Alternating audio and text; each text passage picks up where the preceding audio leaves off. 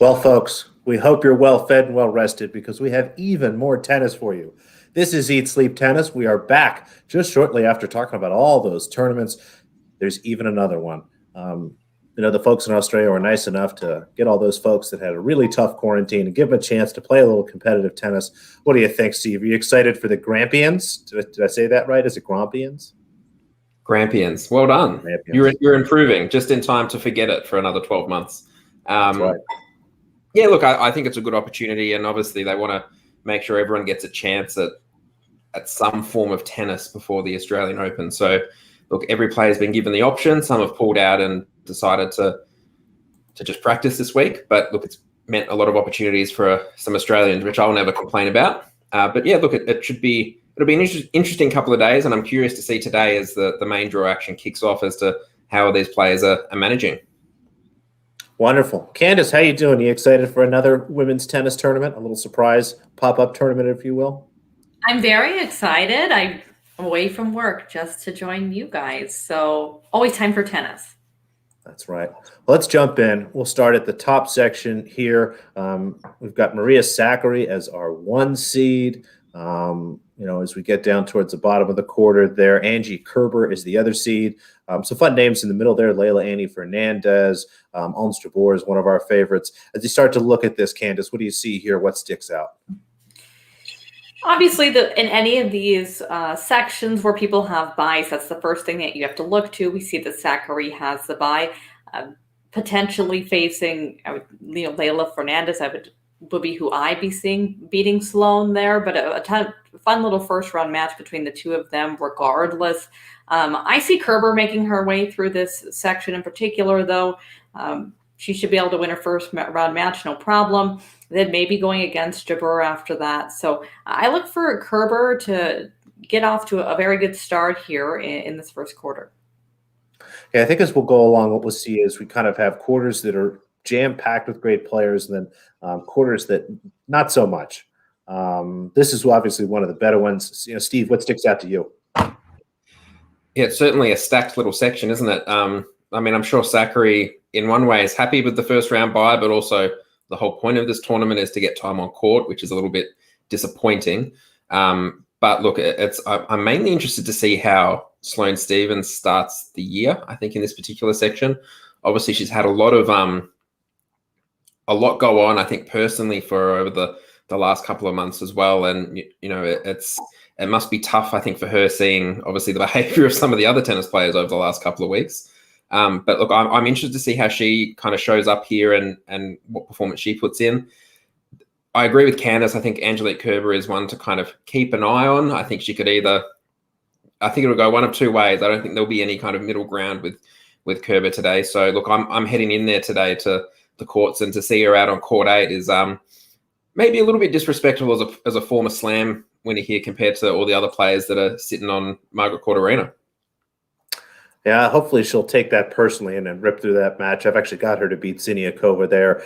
Just a funny price there. I mean, it's a great group of players. Curious to see kind of who can rip through it and who's interested in winning versus trying to get some matches in. Any other thoughts from you guys here on the first before we jump into the second?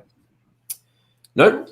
Let's keep on moving. Azarenka at the top, Annette Kontaveit at the bottom. Yulia Putintseva is finally free. She is out in the world, breathing fresh air away from mice. We're very excited for that.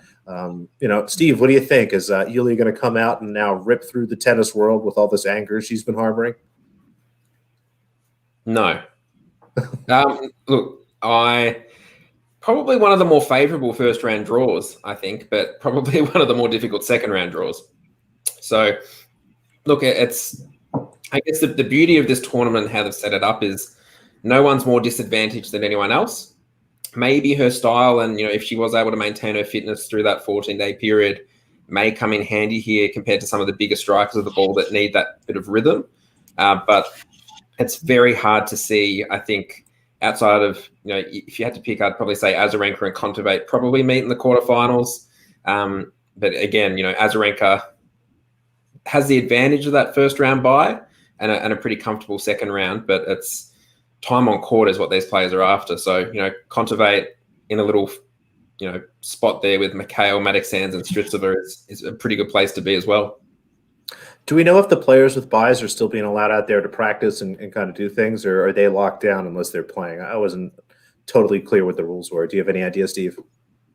So all these players, so they were locked down, so there was no practice. They weren't allowed to leave the room at all. But they've been able to practice since, I think it's now 3 days. It's since, I think, Saturday night, I think everyone got out. So they've had a couple of days under their belt, but they just didn't have that continuity through the 14-day period of having the 2 hours on court, 2 hours in the gym, and 1 hour of dining outside of the rooms. So at least, as I said before, they're all in the same boat here. They've all had the same restrictions placed on them.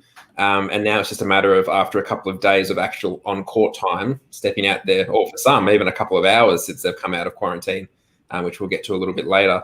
But it's going to be interesting to see how they all fit, I guess, into this particular section. And if all these players even take part, I think, we've seen a couple pull out over the last 24 hours as well.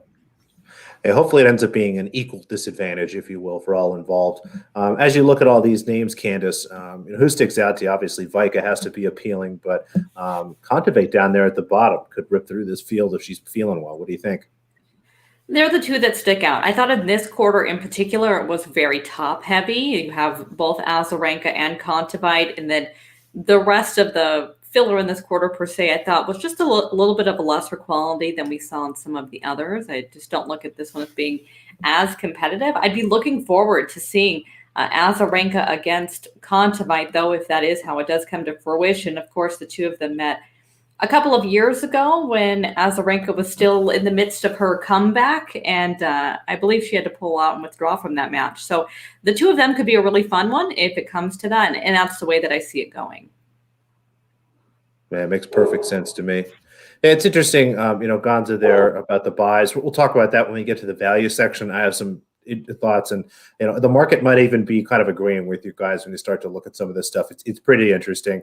I think that obviously, anytime you have a buy, it's better for winning the tournament. But more importantly here is, do you care about necessarily winning this tournament? If they're out there practicing, I don't know if, Azarenka is going to be in a much worse spot because she skipped a first-round match against Putintseva. But obviously, more tennis is probably more better for these guys. But we'll talk a little more about that from a value perspective in a few minutes. Any other thoughts, guys, on the second quarter?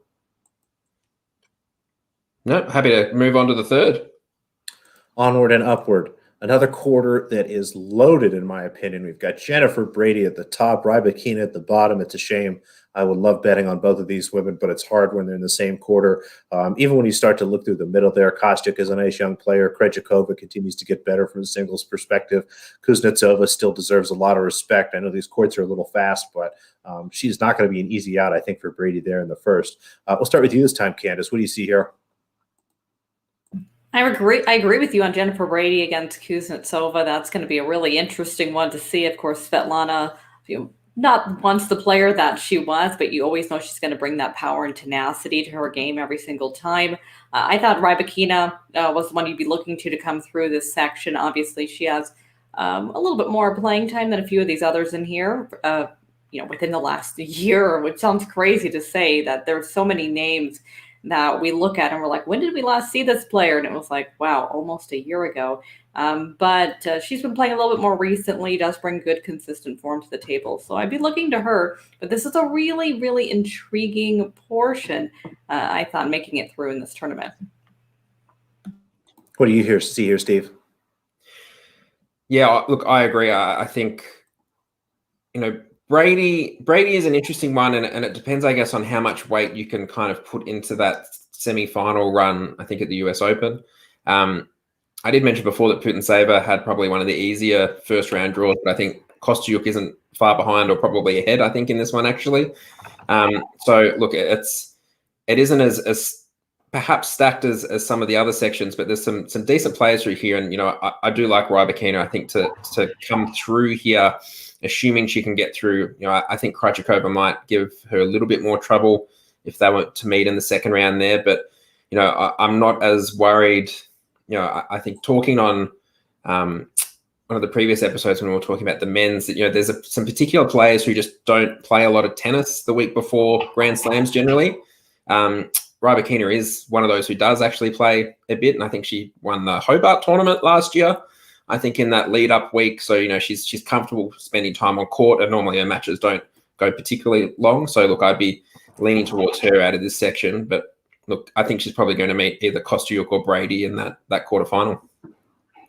Yeah, Rybakina, this was definitely one of the tournaments, again, I think you said Hobart, where she started to kind of rip through the hard court season. So very comfortable last year down under. It's just, as you start to look at it, man, it's going to be fun, but it makes it even harder to pick with the two of them there. I agree. Rybakina has the edge, but I hope we get to see her play Brady. That's going to be a real fun match. Definitely. Are we ready for the fourth? That we are. One more quarter to go. This one was a little more interesting when Alison Risk was involved, but now we have Belinda Bencic. Kierstea is a fun player there in the middle. Kudermetova, one of my darlings, but we'll talk about her a little more later. And Ellen Perez, the Australian there, Steve, one of your country women. What do you think about this quarter? I think it's not the strongest, I think, of the quarters of this particular draw. I mean, looking there at Ellen Perez, for example, she has a very quick turnaround today. I think for anyone who's been following her on Twitter, she's obviously been updating and I guess, giving everyone a little glimpse into what life's been like in quarantine for the last 14 days. So I think she took part in the Australian Open qualifying over was that in Dubai? I think it was in Dubai, and lost in the second round there and couldn't actually get on that first flight back with all the other players. So she came back a little bit later. I think she came out of quarantine about 8 hours ago, and now she's come in as an alternate here to face Lee today. So quick turnaround, and probably hasn't picked up a tennis racket, or she's, hasn't been on a tennis court for at least a couple of weeks. So be interesting to see how she goes here. Kudermetova-Watson, I think, is going to be a fascinating first-round match. Watson's form's been pretty good through the Battle of the Brits and, even just through the end part of last year and just before the COVID tour suspension. So I think there's a lot of players there with some decent form, and look, it is a good draw for Bencic, but she hasn't played a lot of tennis. Totally agree. I mean, Candace, how do you sort of sift through this, kind of pile of unknown, frankly? I mean, we've seen a couple of these women play so far, but it's been forever since we've seen Bencic, well over a year. Perez is in here as a quick substitute. How do you sift through the morass? That's what it is, right? It's a pile of unknown. I think that was a really good way to put it, I suppose. I mean, all things being equal, Bencic should be able to make it through this quarter. We're obviously not going to get a look right away to see where she's at this stage. I think this is a quarter that, for me, honestly, I'm really hoping that we can get Bencic, Kudermetova through to the end of it to face each other, because that's one where I'd be, pretty keen to be looking to maybe get invested in there. I think Bencic should be able to beat Kudermetova, but the two of them have had some very, very close matches over the years, as we know. So that's what I'm hoping to see as both a fan and as a bettor. But we'll see what happens. This is a couple of the other quarters. You felt like, okay, the differential between the top players in here and everybody else is pretty stark. That maybe some of the best players only have to be at 80% or thereabouts to make it through. This one feels a little bit more murky. Yeah, for sure. All right, guys, any other thoughts on this section, the tournament in general, before we start to jump into our picks to win and try to find some value here? Let's summarize and see if we can find a winner in a match in a tournament where not a lot of tennis has been played by anyone. Whoa! What could go wrong? Someone's going to have to play. They can't all drop out. All righty. It's time to be knocking on wood, folks. I promise my players are playing as of right now. It's a good start. Flipkins is in trouble, I think, for this other tournament going on at the moment, but that's okay. All righty. Well, we might get started. Let's go in alphabetical order. Alex, who's your pick for the tournament overall? Victoria Azarenka. As I start to look through this draw, one of the things I said early on, there are two really tough quarters and two pretty easy quarters, and Vika got one of the easy ones. You start to look at her draw here. She has a bye. Putintseva is actually probably a nice kind of warm-up match for her, but I don't expect her to have any trouble really there. Then maybe Kontaveit probably. Again, might be a little tougher match for her, but at the end of the day, this just looks like a really nice draw for her. Even the winner of the first quarter being Zachary or Jabor, maybe Kerber, even somebody like that. She's going to be a heavy favorite, I think, all the way to the finals here, and my pick to win. Seems more than reasonable. And it's nice to see her releasing a new podcast series, I think, during the quarantine period as well. So she's been busy. Candace. I'm going the same. I'm going with Azarenka. You mentioned her podcast. She's always been a bit of an entertainer for all of us. She's always made the game fun from the beginning. It's really been a joy, I think, to watch her over the last couple of years as she was able to come back. I mean, so many players in any sport, right? They take time away, and if they do decide to come back, they're never quite the same. And it's been really, really enjoyable to see her come back and play some of, tennis that was very near what we saw from her before then. I agree completely with Alex. I think this is the portion of the draw that looks very favorable. We'll be getting back into it right again with my value pick, but I think this is a tournament that you really want to pay attention to the draws for each specific player, because there are top players that have much easier draws than others. And look, I think, again, we can't all agree on the same thing, but following along very, very similar lines, I've gone with Rybakina as my pick for the tournament. As I said before, we know that she's capable of some pretty good tennis in that week before Grand Slams.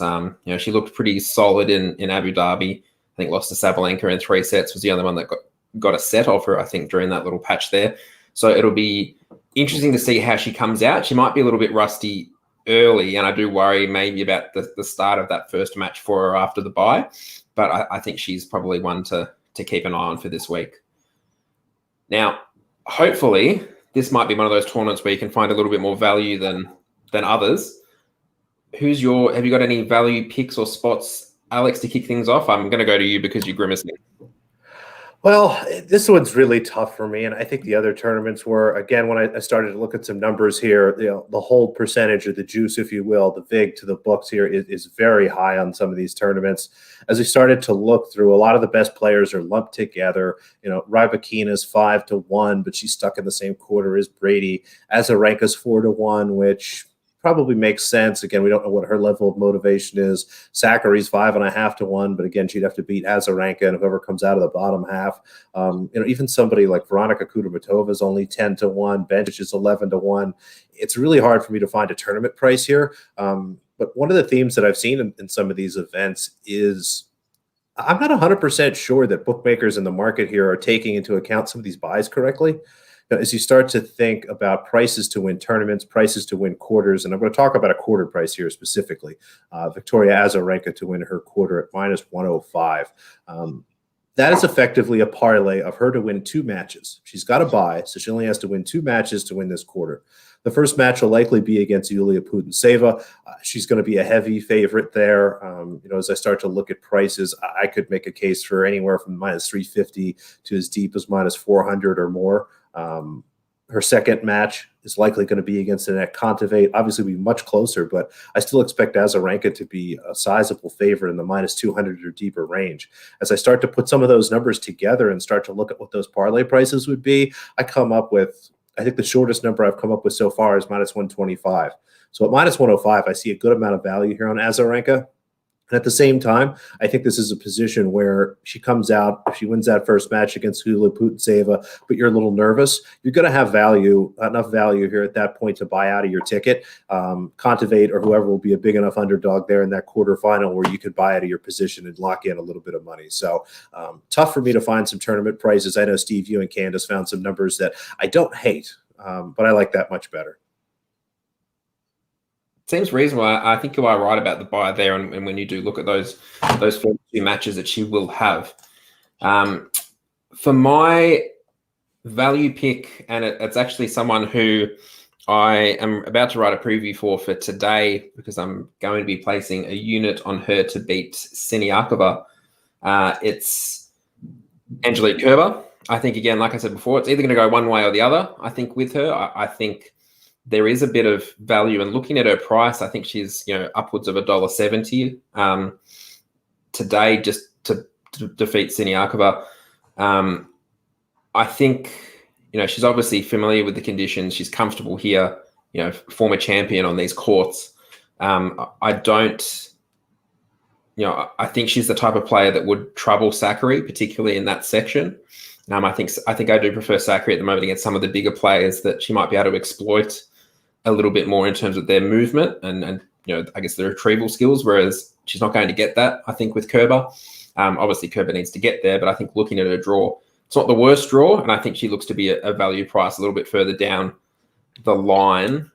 Obviously, she didn't do a lot through 2020 to kind of catch the eye, but I guess it's worth noting that this time last year she was playing the Australian Open with a hamstring injury as well, so that Australian summer patch of form there probably isn't as good as it could have been. I think after she hurt her hamstring against Yastremska in Adelaide off the top of my head. So I think she's one to kind of watch here and maybe just as a little bit of a floater as well in the draw for next week. And jumping over, so we've all picked one that we think's overvalued, and obviously this is obviously a very tricky tournament here. My value play. Well, you were going to skip her, weren't you? You jerk. See, this is the problem. Wow. I'm glad you said something. I thought he skipped you. She wins now. She wins the tournament now. Book it. All right. Who is it? Flipkins? No. Now you're going to make fun of her after that. That's low. He's just piling it on. Yeah. Apologies. Ooh. This is why I just need to always go in alphabetical order. I've got my list, and I've just completely thrown myself off. Candace, apologies. Process. No, right. He was like, we don't need your play. We're just going to my winners. My value play is going to be Kontaveit. Similar reasoning to Azarenka in that I think that's a really soft portion of the draw. I very much foresee the two of them facing each other. Don't think it's actually the worst thing in the world to play both of them. The odds I was seeing, if you did 3/4 of your stake to Azarenka, roughly 1/4 to Kontaveit, you'd be making it through there very comfortably. It'd be very hard to envision one of not the two of them making it through that quarter. And then I like either of them against, if you think it's Sakkari or Kerber. So I'm going to go Kontaveit for my value, and we'll see how she goes. Sounds good to me. I think Kontaveit and Kerber are hitting together for the last couple of days as well, now that they're actually finally out and free. Now we can go to the overvalued, and I'm going to go back to alphabetical order. It's early in the morning here, so I'm still slow. I'm still getting my head around everything. Let's start with you, Alex. A for Alex. Who is your that is fair, folks. It's very early right now in Melbourne. And thank you, Steve, for getting up so we can do this. It pains me to say that I have to say that Veronika Kudermetova, one of my absolute favorite players to bet on single matches outright. I haven't gone through, but I bet if I did, she would be in my top 5 players of wagers that I've made. I just don't understand this price. She's 10-1 here in a draw where her first match against Heather Watson could be pretty comfortable. It might be a little trickier than people give her credit for.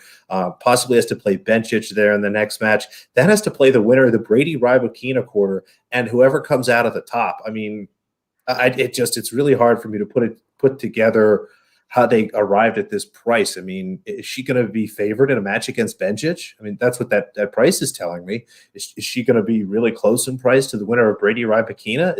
If the finals Azarenka versus Kudermetova, is it not going to be Azarenka like minus 400 or 500 or something goofy like that? It boggles my mind. So I think the pendulum has swung a little too much her way. Too much. I've never thought I'd hear those words come out of your mouth around Veronica. No. I feel it feels wrong. I feel strange. I feel confused. Mm-hmm. I didn't like typing it. I didn't like saying it. I guess that's the thing now. You're not going to see those such long odds for her now based on her performances recently. And, as we talk at the moment, she's sitting kind of equal 4th favorite for this tournament. Candace, who have you gone for? Oh, I was remembered this time. It's so nice to feel like a part of the group. My overvalued player is going to be Zachary. Kind of the reverse argument to when Steve was talking about Kerber earlier. I think Kerber beats Zachary if the two of them face each other. Even if Zachary were to make it through, a match potentially against Azarenka or Kontaveit is not ideal. I think Azarenka would beat her. Kontaveit would probably be a little bit closer, but she's beaten her, I think, twice on hard courts before. So I think Zachary, for her, is in a very rough portion of the draw, which, to be fair, was hard to find in this tournament for a top player. But she definitely drew the short end of the stick. And I think that she's shorter than she should be because of recent form. Of course, we saw her play well in the Czech Republic at the end of last year, and then over at Abu Dhabi when she made the semis. So I think she's a little bit shorter than she should be, just off of maybe an overreaction to recent form. And it definitely has a draw that doesn't do her any favors. Yeah, and I completely agree with that. And, a lot of this is just based off that Abu Dhabi form, for a number of players. And I guess my overvalued pick, and probably Alex and I might be in a little bit of trouble because one or the other might find their find their way through. But I've gone for Belinda Bencic. So she just hasn't played enough tennis. And I think for her to, if Andreescu was playing here, I probably would have just put her just because she hasn't played enough tennis. I just don't think she's played enough in comparison to some of the other players here. When you look at the prices, I mean, yes, Zachary and I'm just taking a look now, Rybakina and Kudermetova are all quite short because of what they've done recently, and then Azarenka based off the US Open and that hard court swing. But I just don't think Bencic should be single figures in terms of odds based off such little tennis. I think I need to see her on court first. I don't think the buy helps her here. So hopefully, I guess, for the sake of Alex and myself, that Heather Watson maybe makes a little run out of this session and neither of us look silly. Love it. Got her money line for just a little bit there, so would not mind that at all. Sounds good to me. Alrighty. Well, I think that just about wraps up the preview for the Grampians Trophy. Is there anything else we want to touch on before we wrap up? Well, I know, Steve, I think you had a play that you wanted to talk about, and I was sitting here while we were clicking on it. I found a couple tiebreaker props I was going to share with the folks. So do you want to go first or second? I'm happy to go first. So my pick that, look, I will be doing a little bit of writing over the next couple of hours before I head into the tournament today. I've scored front row seats for Margaret Court Arena, so I'll be watching Osaka, Bolter, Halep versus Siegmund, and Barty versus Buzkova, I think. But I might sneak out to Court 8 and cheer on my 1 unit selection, which is Angelique Kerber to beat Siniakova. I think the price looks a little bit long on form, and I don't know if it's the end of 2020 form of Siniakova or what's going on here. But I think the beauty of this tournament and how they've created it is obviously that there's no one has an advantage over anyone else. I think we saw a lot of these players, or a couple of them in particular yesterday, struggle playing doubles. But I think looking at that price for Kerber, I think I'll be getting involved with her. Depending on what time I get to ride in, it'll either be her to win or her at a very small game handicap there. How about you, Alex? What are the tie breaks that are standing out for you?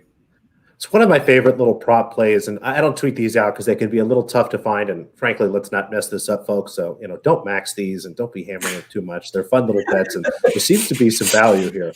But as I was sitting here and looking at them, if you can find them, generally you can go back, and it might be in the page for the match, or if you have some books, they put it under totals for some reason. But total number of tiebreakers over 0.5, or yes, there will be a tiebreaker. And there was 3 matches: Jabeur Blinkova, Brady Kuznetsova, and Watson Kudermetova. Blinkova Jabeur and Watson Kudermetova at plus 350, and Brady Kuznetsova is plus 310. Again, over on all 3 of those, and yes, will be a tiebreaker. I find that some of these prices are kind of wacky. Tiebreakers happen in women's tennis, folks. I know that the men are much better at serving and blah, blah, blah, blah, blah. Tiebreakers happen. As terrible and boring as they are, they happen. So let's bet on it. Fair enough. And look, looking at all those odds, if you put the same on each of them, you've got 6 chances at a tie break, potentially 9 across those matches. So, look, there's a good opportunity there. Hopefully, we don't see a lot of 7-5s like we saw, I think, in the men's yesterday. I think Shapovalov fan of a 7-5. I got 7-5'd a couple times yesterday. I was trying to remember who. It might have been Sastovich or Begu or somebody, but I was throwing stuff at my computer. But that's a nice part about betting stuff at these odds. You can still lose more than you win and do okay. I'm going to be cheering Italy against France, because those who watched our ATP Cup know that Steve and Alex had France as their value play, and I had Italy as my value play. So they're up against each other, and clearly I need to still earn my place on this show, so I have to win this. Do you know the worst part about this is we're so invested in Fabio Fognini against Benoit Paire. And yes! I just don't think that I would have ever done that before. We're more invested than they are. Probably. I'm just happy. I got a natural hedge here. I've got money on France, and as my grandmother says, the good half is Italian. So I'm okay either way. Typical Alex taking both sides. That's fine. Look, and situation. I know this is a WTA episode, but just to kind of touch on, it was interesting yesterday with the ATP Cup, watching, particularly in that Serbia-Canada, that, all the big names backed up and played the doubles. They stepped straight in, and, it was a pretty competitive match there. So it will be interesting. I think part of my appeal of France initially was that they did have a set doubles combination, but it'll be interesting to see what happens, because Berrettini looked very good in the singles and the doubles yesterday. So we'll see if he can back that up today, and whether that, match practice of yesterday comes in handy for them today as well. So it'll be a interesting day, and look, it's a busy day, I think, across, all 6 tournaments at Melbourne Park. So hopefully everyone gets through unscathed, and I will make sure next time, Candace, that I don't skip your overvalued pick. But I hope Contivate turns up now. It'll be a step in the right direction compared to Flipkins. There you go. You can call it a reverse jinx. Exactly. Done. Way to try to cover your butt. I've tried. I've tried. It's now, we're finishing up, and it's just after 7:30 in the morning. So I don't know whether to go back to sleep or to just kind of push on through. That's okay. I vote nap. I always vote nap. You always vote nap. That's the problem. All righty. Shall we wrap it up there? Mm-hmm. Indeed. Thanks, everybody. All righty, and we will chat to you all next time. I think there's a big tournament next week. I think, is it the Australian I've Open? heard of it. Yeah, something. Melbourne 4. So we will be back covering. Look, they will probably be some slightly more extended episodes, because we will have just a little bit to talk to. And when you can only get 8 players at a time on a screen in a draw of 128, I should probably start prepping the slides as soon as the draw comes out. But we will catch you then. Thanks for everyone who's tuned in live or is listening back via the podcast on any of the podcast apps. Make sure, if you are following along and you have liked what we've been doing, let us know. We like feedback. But also, if you could give us a follow or a subscribe or a rating or review, that would be fantastic. And we will be back in a couple of days covering off everything Australian Open.